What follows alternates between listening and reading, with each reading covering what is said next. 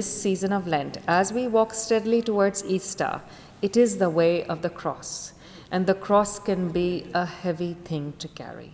So if it is feeling burdensome, knowing that we're on this journey, walking not alone, but with our God, with the comfort of knowing that God watches over us and gives us the strength to keep walking, and knowing that God is ahead of us, so that no matter what happens in the future or what tomorrow holds, God is already there.